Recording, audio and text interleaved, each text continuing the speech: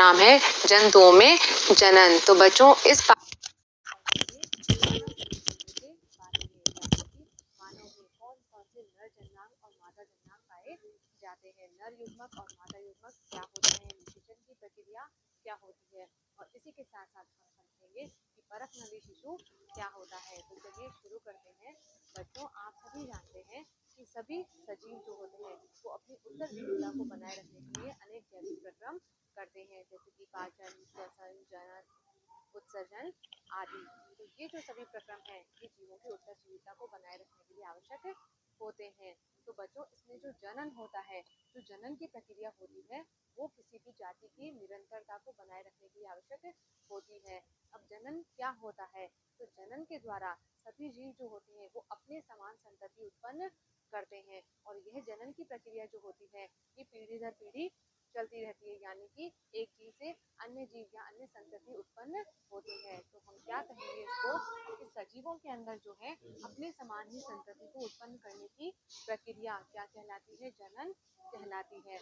और ये जो प्रक्रिया होती है ये एक पीढ़ी से दूसरी पीढ़ी में चलती रहती है, यानी कि पीढ़ी दर पीढ़ी जनन की प्रक्रिया चलती रहती है। अब इसी क्यों आवश्यक है ये कि इससे क्या होता है, जातियों का अस्तित्व और निरंतरता बनी रहती है। तो अगर हम जनन की विधियों की बात करें तो जनन की दो प्रकार की विधियां हैं। कौन कौन सी है, एक तो होती है लैंगिक जनन और दूसरी होती है अलैंगिक जनन, यानी कि दो प्रकार का जनन जो है जीवों में पाया जाता है। उसमें से सबसे पहले हम पढ़ते हैं लैंगिक जनन के बारे में। तो बच्चों लैंगिक जनन क्या होता है कि पौधों की तरह जो मनुष्य है उसमें भी या अन्य जीव जंतु हैं उनमें क्या होता है, नर जन्नांग और मादा जन्नांग पाए जाते हैं।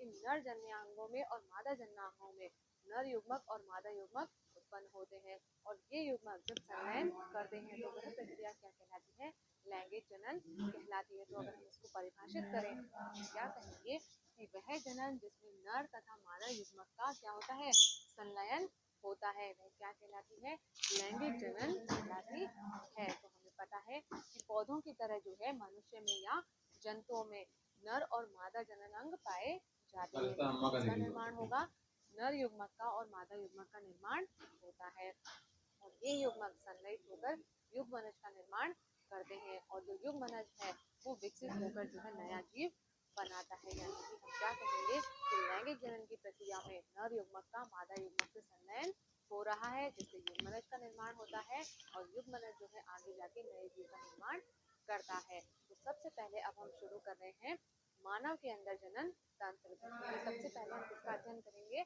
नर जनन अंग का। तो बच्चों आपको चित्र में दिख रहा है ये क्या है, नर जन्नांग का चित्र है। इसके अंदर क्या होता है, इसमें एक जोड़ी वृषण पाए जाते हैं। एक जोड़ी का क्या मतलब है कि दो वृषण इसमें पाए जाते हैं, और इन दोनों वृषणों से जो है एक एक शुक्राणु नलिका जो है वो निकलती है। ये आपको चित्र में दिखाई दे रही है, ये क्या है, ये वृषण है, और इनसे जो है शुक्राणु नलिका निकलती है। ये शुक्राणु नलिका जो होती है आगे जाकर इस विशेषण में खुलती है। तो इसमें हम संरचना की अगर बात करें तो क्या होता है, इसमें एक जोड़ी वृषण यानी कि दो वृषण पाए जाते हैं, दो शुक्राणु नलिका तथा एक शिशन होते हैं।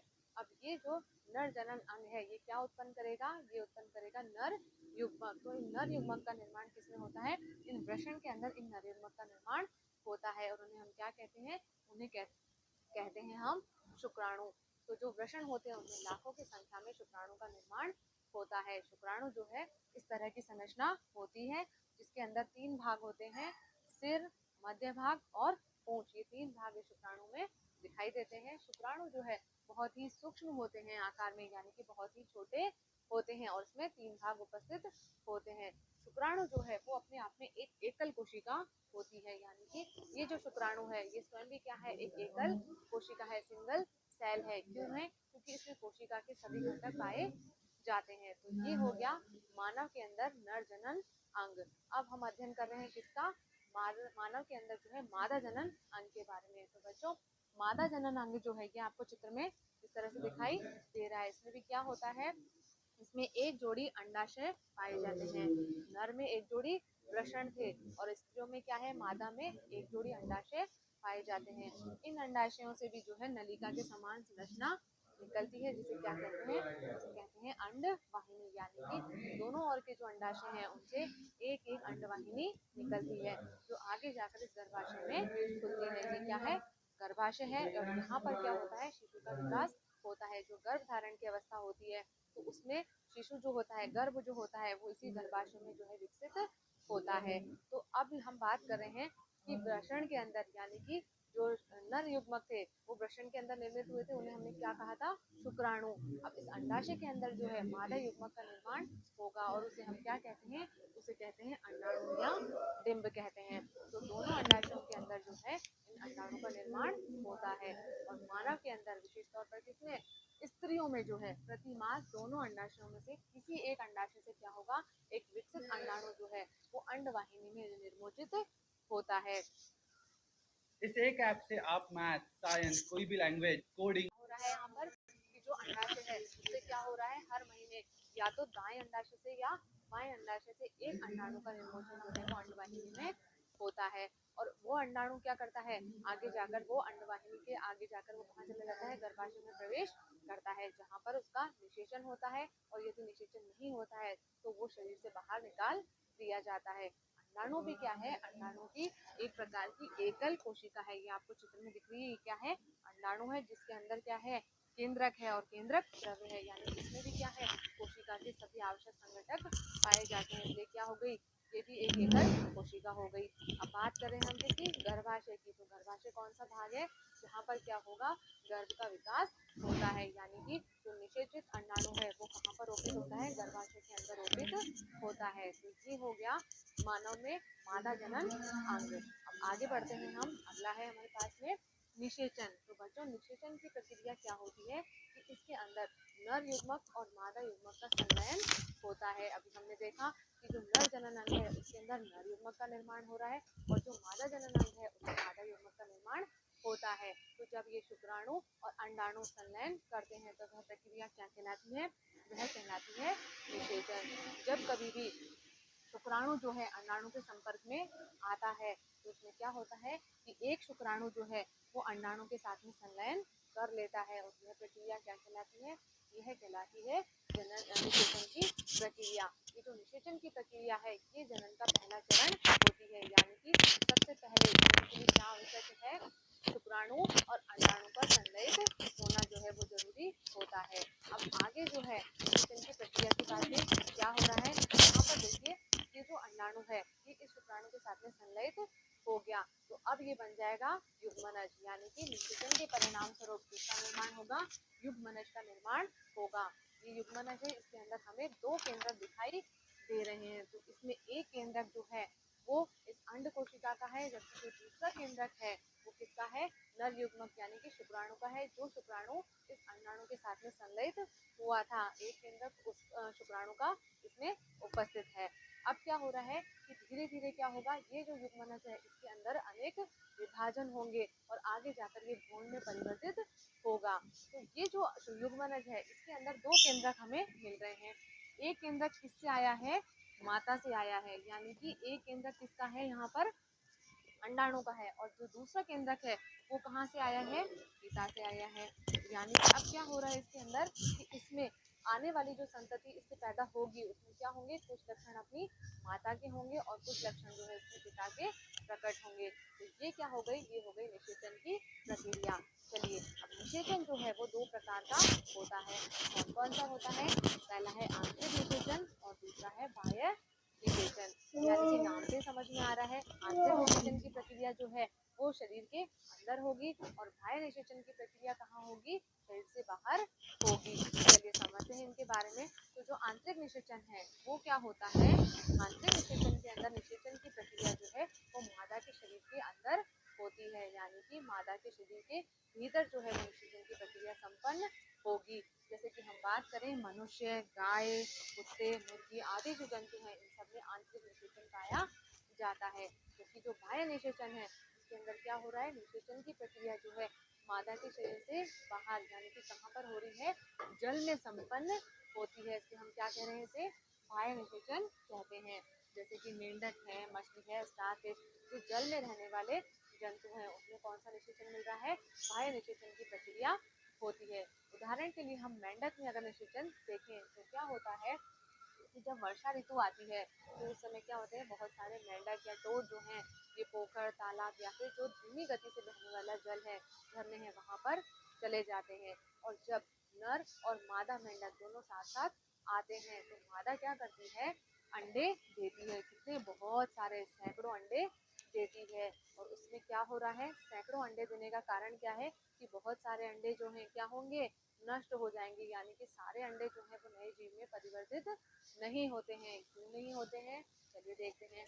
क्योंकि जब उसने अंडे दिए, इतने सारे इसने अंडे दिए, तो ये अंडे कहाँ पर देगी, जल में देगी। तो बहुत सारे जलीय जीव जंतु क्या करेंगे, इन अंडों को खा जाएंगे। या फिर क्या होगा, जो नर है वो अपने शुक्राणु जो है इन तक नहीं पहुंचा पाएगा, तो इस वजह से भी जो है ये परिवर्तित नहीं होंगे। तो इसमें से क्या होगा कि केवल कुछ अंडे जो हैं वो ही आगे जाके नए जीव में परिवर्तित हो पाएंगे। अब क्या होगा कि जैसे ही मादा अंडे देगी तो ये जो अंडे हैं ये एक जेली जैसी संरचना के अंदर जो है बंद रहते हैं। उस समय जेली के साथ में ये क्या करते हैं, आपस में चिपके हुए रहते हैं, क्योंकि इनमें कवच नहीं है। देखिए, कठोर कवच इनमें नहीं होता है, तो ये सुरक्षित कैसे रहेंगे, इस जेली के माध्यम से सुरक्षित रहते हैं और एक साथ ये बंधे रहते हैं। अब क्या होगा, जैसे ही मादा ने अंडे दिए तो क्या करेगा, नर जो है वहां पर शुक्राणु छोड़ देगा।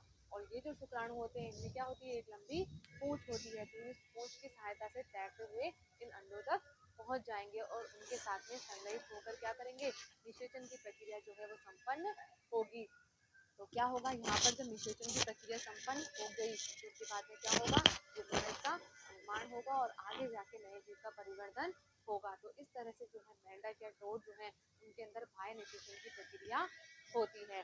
तो बच्चों, ये क्या हो गया, हमारे निषेचन के प्रकार, आंतरिक निषेचन और बाह्य निषेचन। चलिए आगे बढ़ते हैं। आगे है हमारे पास में परखनली शिशु। अब नाम से क्या लग रहा है, नाम से ऐसा लग रहा है कि जैसे किसी शिशु का विकास कहाँ हुआ हो, परखनली के अंदर हुआ हो, लेकिन ऐसा नहीं होता है। क्या है ये परखनली शिशु, तो बच्चों कभी कभी स्त्रियों के अंदर क्या होती है, कुछ ऐसी शारीरिक संरचना के कारण क्या होती है, उनकी अंडवाहिनी जो होती है वो अवरुद्ध हो जाती है। कुछ स्त्रियों में ये समस्या आती है।